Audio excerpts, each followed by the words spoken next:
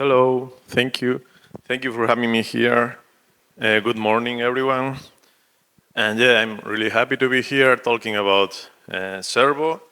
And the talk title is Servo New Web Engine written in Rust. But first question maybe for you is, how many have heard about Servo before? I mean, any of you have heard about Servo?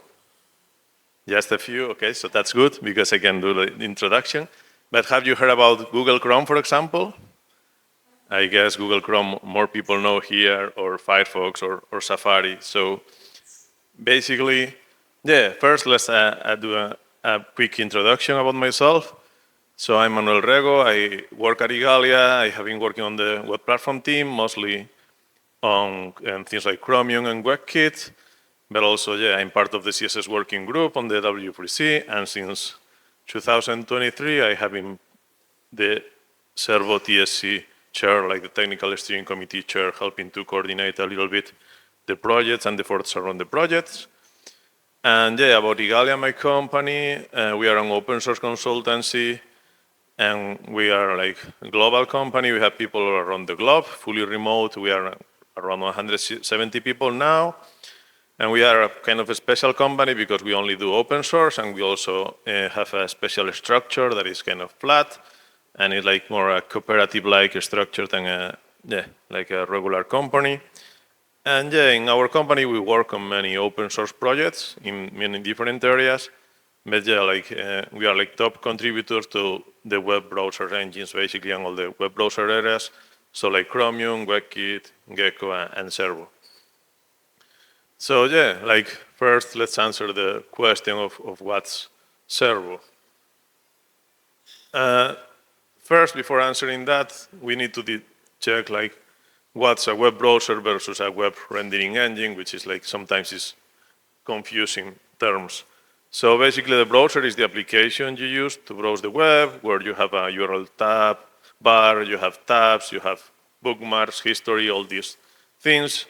And then inside the browser, the browser is like the graphical Chrome around the web content you see. And then inside the browser, there is a piece which is called the rendering engine, the web engine. And this part is quite complex and quite big inside the browser, but it's basically the one that converts the HTML and the other resources like CSS, style sheets, or JavaScript and all that into a visual representation that you see on your display. So yeah, like some examples, like the browser is Chrome, Google Chrome, and the rendering engine is called Blink. Or the browser is Safari and the rendering engine is called WebKit. Or Firefox and the rendering engine is Gecko. So in the case Servo is a web rendering engine, so like it will be Blink or Gecko or WebKit, but it's written in Rust, which is quite special in that regard. We will talk more about that later. But also Servo can be used to develop a browser. So we have a very minimal browser to test the project, but of course it can be used to develop a full feature browser in the future. So now, yeah, I have a small video to show Servo. Can you put the video, please? Okay. So you understand better what it is. So basically we see here like I was explaining, this small browser we have, and we are rendering the servo.org website, browsing it a little bit. And you see like the Servo is what is rendering all the web view content here. On this video we are going to browse some of the Servo experiments demos that shows how Servo works and all that. Like you see, we have some tabs and some very small things on the UI because it's not like just an experimental browser to play with things, that part.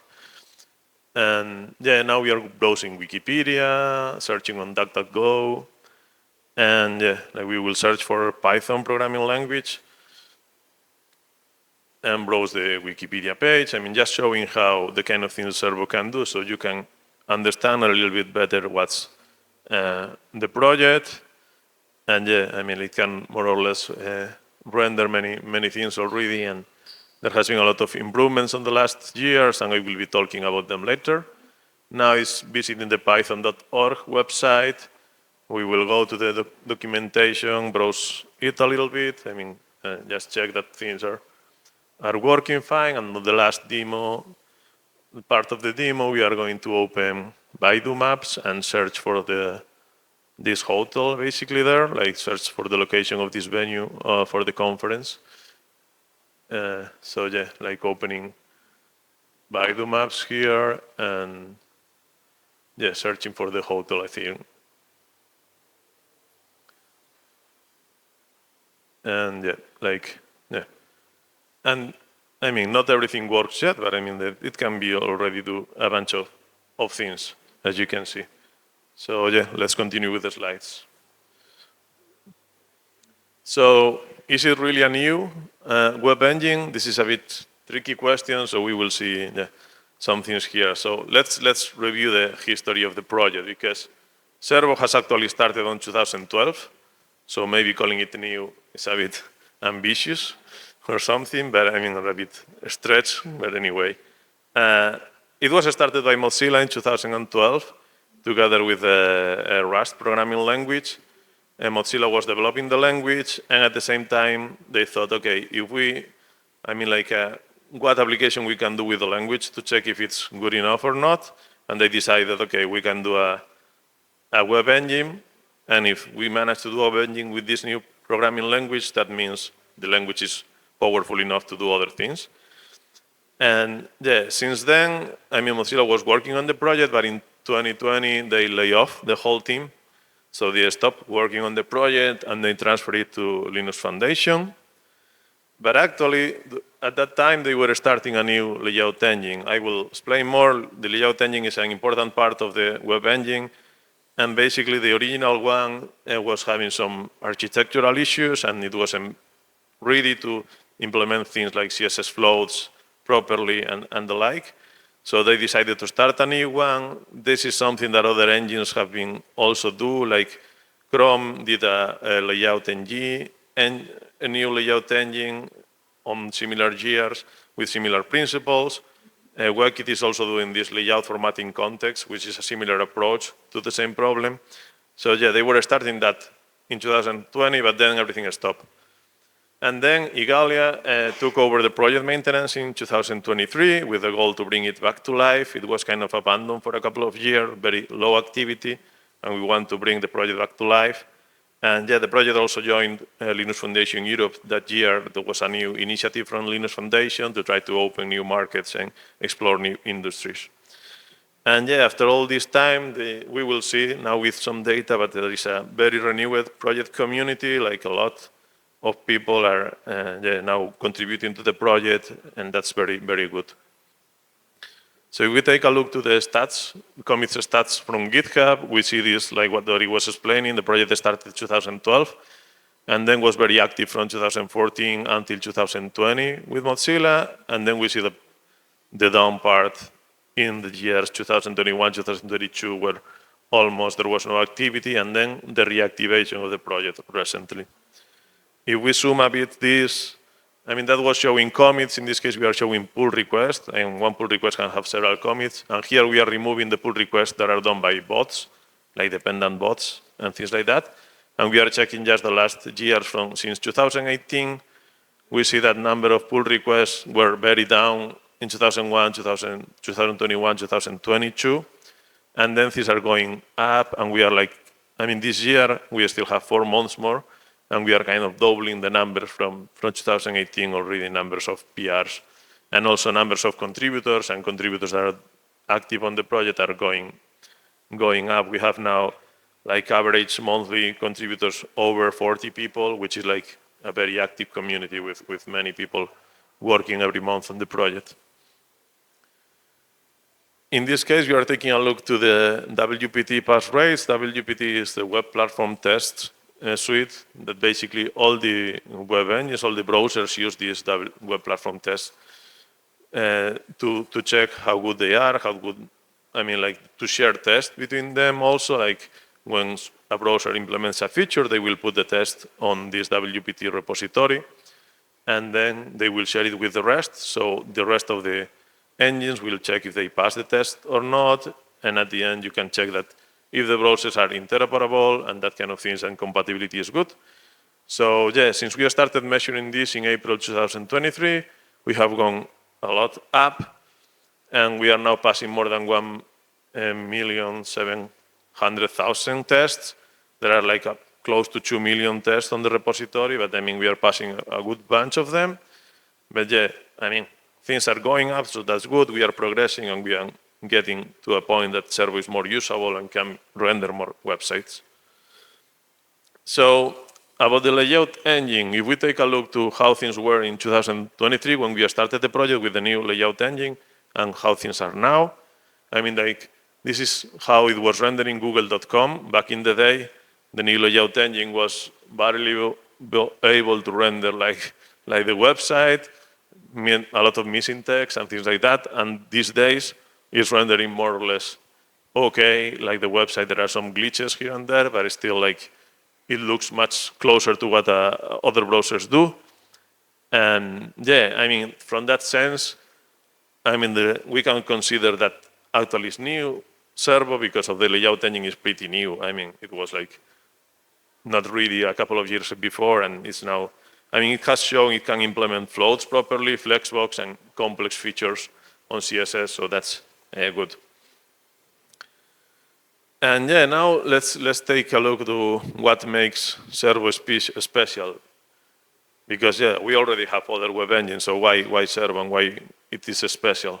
So the main thing is basically Rust. So Rust is the programming language that Servo uses, and it's I mean, it has some things that were done by design in the language to help with memory safety and with concurrency. So yeah, Rust helps to have fewer vulnerabilities when you are writing an application instead of C++. You will get like less memory vulnerabilities. Basically, the compiler itself will warn you in advance, so you cannot even build the programs until you fix some issues to prevent this kind of vulnerabilities. And we actually ran some small external audit in the layout code, and it didn't found any big vulnerabilities linked from the slides. By the way, the slides are on my blog if you search for them.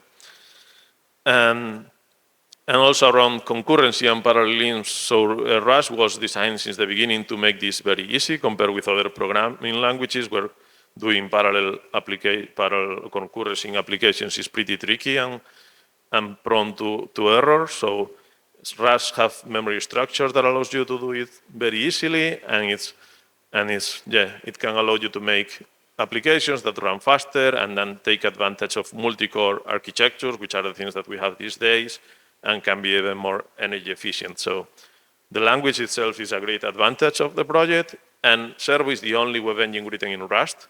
The rest of them are using C++. And also Servo is using parallelisms all over the place. So for the style, for layout, for web render, I mean, some of these modules are shared with Firefox that also use Stylo and web render, which use concurrency. But for example, the layout engine is the only one using parallelisms. And yeah, this makes Servo pretty unique in that regard. Another important feature of Servo is that it's an independent project. So it's hosted at the Linux Foundation Europe, as I was mentioning, and it's managed openly by the Technical Steering Committee, which is formed by 17 people from different organizations and individuals these days. So basically, those are the ones deciding the direction of the project and how things go. And yeah, basically everything is discussed on the open and all that. And that's in opposition to what happens with other web engines that are basically controlled by big corporations like Google, Apple, or Mozilla. And all of them, like the other web engines, at the end kind of share a single source of funding, because all the money that goes to the engine basically comes from the Google search deals they have, or the ads basically for Google. So everything like for Safari and for Firefox is also like the money comes from these deals. And yeah, other interesting features of the Servo project is that it's embeddable. There is a WebView API. That means you can use Servo to embed web content in other applications. You can see that link of Made with Servo in the servo.org website with some examples of applications using Servo. And basically, yeah, this WebView API is kind of in progress, and we have plans to work more on it in the next quarter. But still, it already allows you to embed Servo, and we are looking into making it a good API that can cover many use cases and can be comfortable to use and all that. Another feature of the project is that it's modular. Basically, it has a lot of libraries, which are called crates in the Rust world, which are very popular on the Rust ecosystem that other projects use. Some of them are shared with Firefox, like I was mentioning. Others are shared with other projects, and that makes like very beneficial for the ecosystem and also for the Servo project that others are using the same libraries, because improvements on those libraries also imply improvements on the web engine. And then it's cross-platform. It currently supports 5 platforms on the desktop, Linux, macOS, and Windows. And then on mobile, it also supports Android and OpenHarmony. So it's like one of the engines with a lot of platform support, which is like very positive also if you have different needs and you want to embed it in different devices. So I mean, like now that we know what's the project and what makes it special, we can check what's like the vision of the project or what we are doing and planning to do. So first, let's start with what we are doing today. We are kind of transitioning from a research and development project that was started by Mozilla back in the day to a production-ready web rendering engine. Basically, the project was mostly an experiment around the Rust language, but now we want to make it like an actual product that people can use to embed content on their applications. And like there has been a lot of developments. Like you see, the community is very active.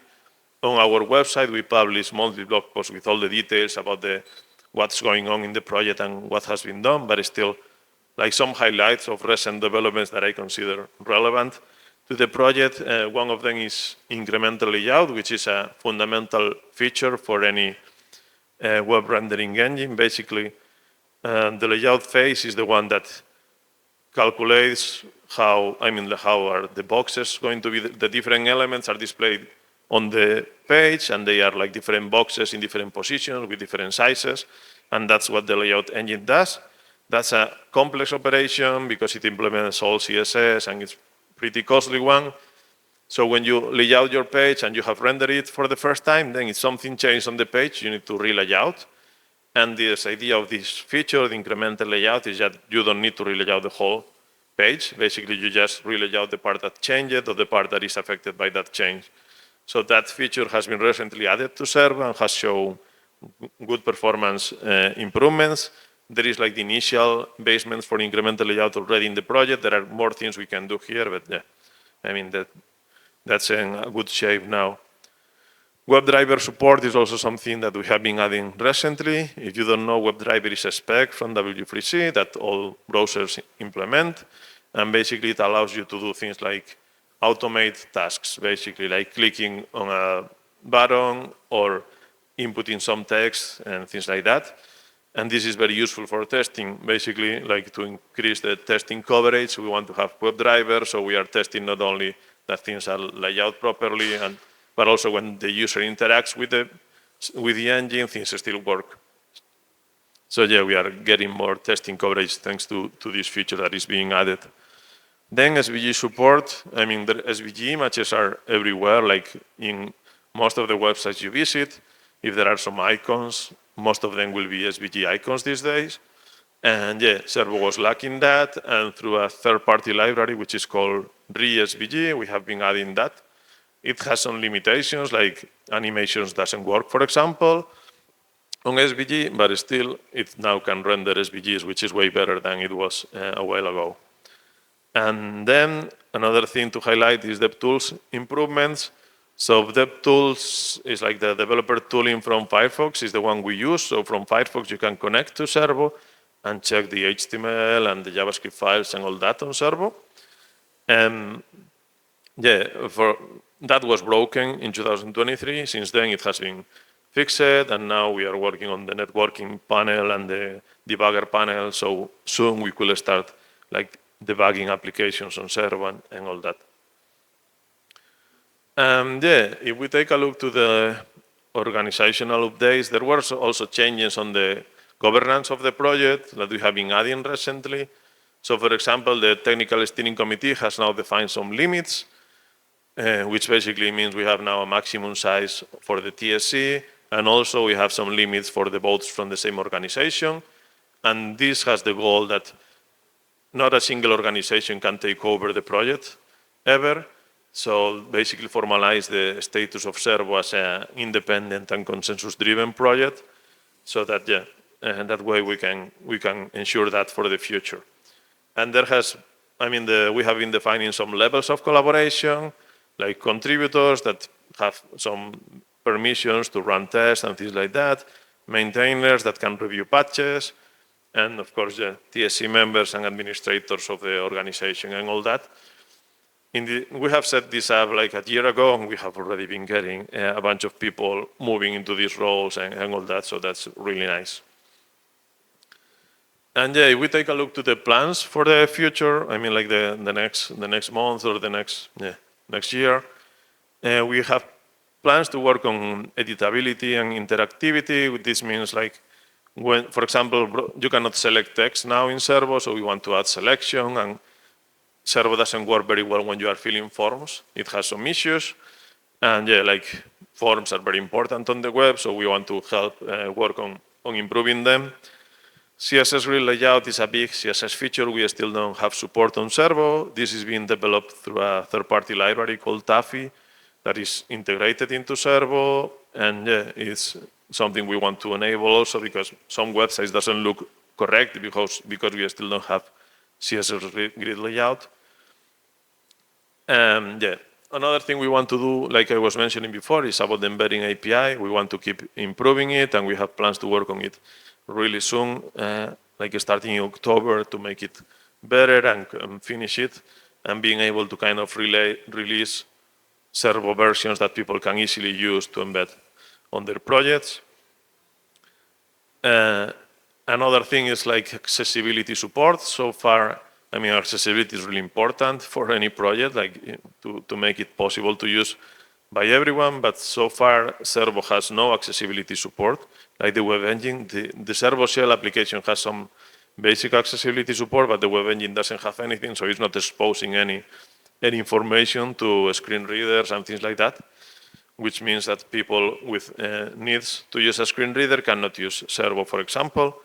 And we are going to work on adding accessibility support to the project, which is a kind of challenging project because when you enable accessibility on other engines, you get a performance penalty that the end users suffer. That basically, these things are going to be less performant for them, which is not good. And with Servo, we have kind of a goal that trying to create a design that allows to remove that performance penalty, and enabling accessibility is not a pain for end users. And also, like trying to use concurrency and parallelism as much as possible as in other parts of the project, and maybe the accessibility tree can work in parallel with other things. And let's see if we can make it work. It's a challenging project, but we want to try it. And then, like I was mentioning, we can do more performance improvements even when Servo is already quite good in terms of performance in several scenarios. There are others where it's not, and we have room for optimizations and do more work here. If we take a look like years ahead in time, like a long-term vision, something like that, what Servo would like to be, would like to be a project that is leading the embedding engines ecosystem, embedding web engine ecosystems, basically many applications or many devices these days, or every device basically has to render web content, and there are different solutions, but we aim that Servo can be a very good fit for them, thanks to our particular features. We want to power innovative applications and frameworks. Servo is pretty innovative in regard that it's using some new things like parallelism and Rust that not other engines are doing. So maybe there are some new applications that can do new things or use Servo with innovative approaches to create some cool things in the future. And we want to also, of course, offer like very good performance and stability thanks to the Rust properties of memory safety and concurrency. So it should be a like very performance web engine, very stable. And of course, we need to comply with the web standards. We need to be interoperable and be able to render websites like others. And of course, this is years ahead, and it's a long path to walk. We are in the right path, I believe, and walking the path, but it's still a kind of long path. And if we want to think on a moonshot goal, like something very complex, but something that we could love to do with Servo, could be like a generic purpose, general purpose web browser based on Servo. That would be something amazing. So yeah, how can you help the project? Now you know the project, what we are working, and all that. So how can you help? So one thing, if you are a Rust developer or you are a web engine developer and you are curious, you can just join the project, start participating and sending patches. We have links. I mean, these links are all on the Servo website anyway. But anyway, to the GitHub where all the development happens. And we have a chat on Zulip chat that like everyone can join and ask any question, ask for help. We are try to be very welcoming to newcomers and try to help them to find tasks and to work on the project. And then you can email us at join@servo.org. And we are looking into growing a nice community and a healthy ecosystem around the project, because that's the key for the future of any open source project, to have a good community contributing and doing good work on the project. Another way to help the project is testing it, basically, and reporting issues. I mean, like you can download it for any of the platforms we support, nightly binaries we have on the website, and you can just test them and play with it and let us know what's your experience, what issues are you finding and all that.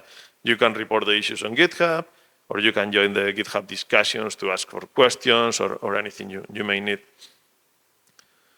And other thing is just basically following us and spreading the work about the word about the work we are doing. So basically we have the Servo website where we publish monthly blog posts with all the details. Sometimes we also publish other blog posts about the project, technical ones and whatnot.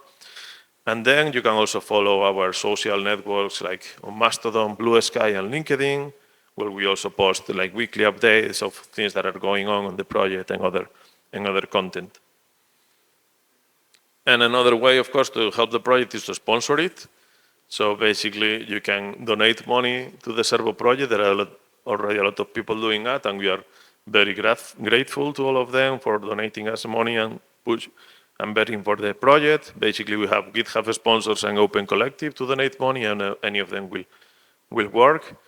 And we are using that money. I'm explaining here how we are using that money. So we are using that money for hosting costs. Basically, Servo is a big project, and the WPT test suite, like I was mentioning, has more than 2 million. Like a lot of tests, sub-tests. So running the test, building the project is quite costly operation. So we need to rent some servers that we use as self-hosted runners for CI and that kind of things. We have also used this money for one outreach internship. I don't know if you know what is outreach, but it's a very nice organization. They help people to get in contact with open source projects and start contributing them. They provide internships to people from diverse backgrounds and minorities to start contributing to open source projects. And Servo was already participating on that back in the day. And since we took over the project, we are also, again, participating in outreach. And thank you to the different internships we have had, we have got DevTools back to work. We have got improvements on the CI, and we have got also improvements on the dialogues that the Servo shell uses. So nice contribution by the interns. About outreach, you can, if your organization is interested in open source and donating money to those kind of projects, you can also collaborate there and donate money to outreach. And then the last thing we have done, which we have just started this month in September, is to start using this money to fund actually work from one very experienced contributor to the project. In this case, it's Josh Matthews, which was at Mozilla, is not longer at Mozilla, but has been working on the project since the beginning and is still very active on the project.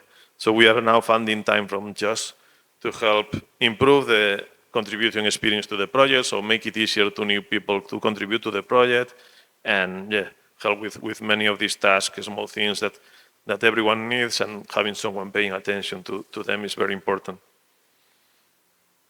And yeah, that's all I have for today. So thank you, everyone. I don't know if there is any question or comment or anything you want to ask. I will be around today and tomorrow. You can also find me around and ask me anything. Thank you very much.